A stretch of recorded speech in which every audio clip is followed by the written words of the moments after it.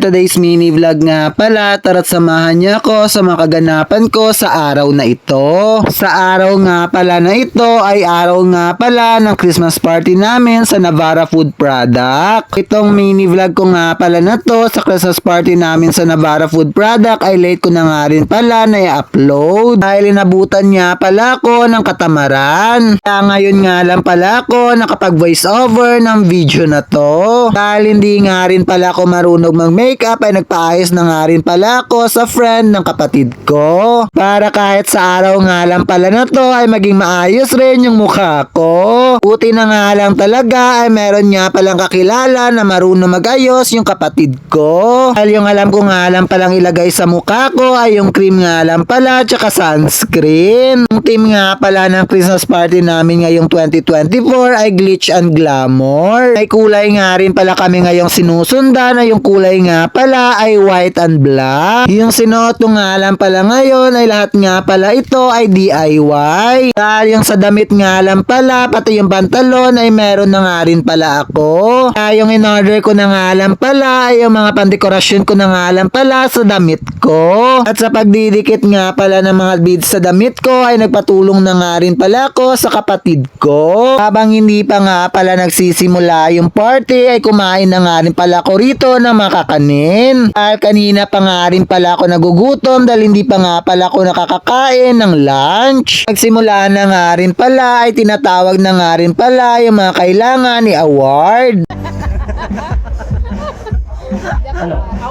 Raffle ticket number 129 from CMA Depot. Mga oras nga pala na to ay isa-isa na nga rin palang tinatawag yung mga nanalo sa raffle. Sabi ko nga pala dito sa mga kasama ko ay ayaw ko nga pala munang matawag sa first batch. Pero hanggang natapos nga pala yung pagtatawag ng raffle ay hindi nga rin pala ako nabunot. At yung susunod nga pala ay pinarampa na nga rin pala yung mga kasali para sa Mr. and Miss Glitch and Glamour. Dito nga pala ay pinarampa nga pala sa stage lahat ng mga kasali para makapili nga pala kung sino yung mananalo dahil meron nga rin palang set of judges. Lahat din nga pala ng mga kasali ay pinaghandaan talaga yung mga kasuotan nila sa araw na ito. Kaya lahat ay deserving nga rin palang manalo. Ano nga kasi deserve?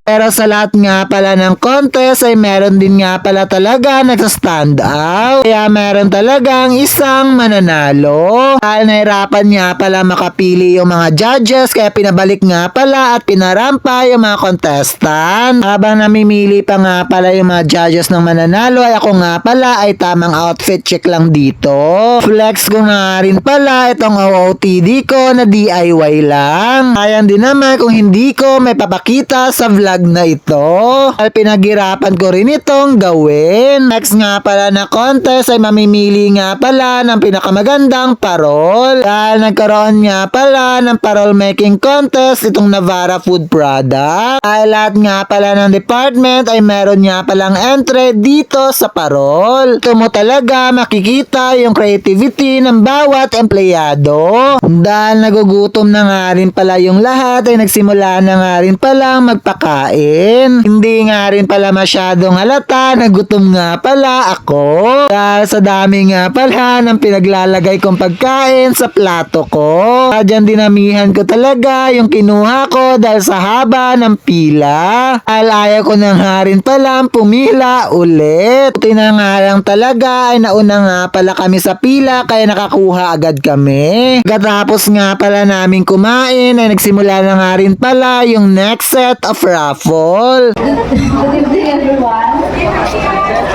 Grabe, tapan nga ano, takot pang laban, kato tayo.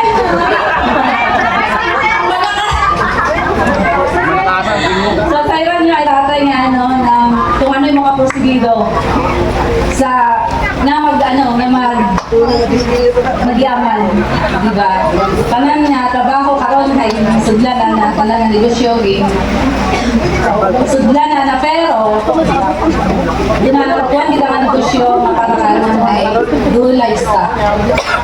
So we celebrate 20 years in the business this year. It's also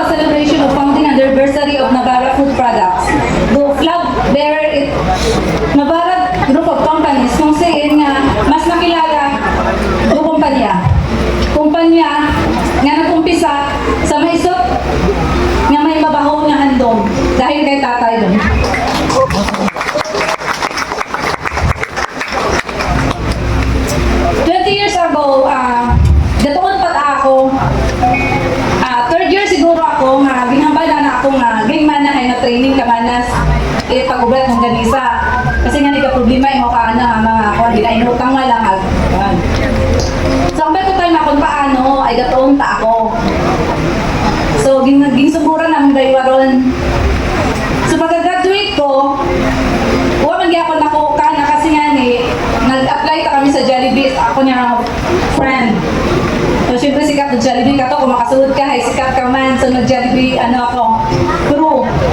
At na-assign ako sa dining. So syempre, enjoy mata ako ito. Hambal na nakakon, mag-resign ka lang man na una. Ay, kilagid man na yung sinulduhan ta ikaw. So syempre, ay iba pa sa ako na pan, kasi nga nag-enjoy ka tang ito.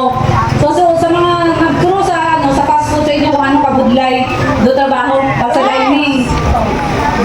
Very hard. So siguro ako masayod kung kinahanglan na gid man ta akon nga serbisyo or wala kay mo na ila nga makita ra ano nga ito nga scrub pag nagamap sa dining. So ang na hay kung kay nanay nga niyo na ginugupad ko manaw ako nga nag-resign paano dahil ako oras ang tutulog. Diba? Kasi dati abi hay tanan do duty nga may mga nag-absent na ginasalat ko tanan para syempre dugang sa ako. So bali mga 14 hours na siguro 15 hours nga duty. Tapos mauli ka lang mailis, balik ka ng duty. Actually na extra ko pala karon nga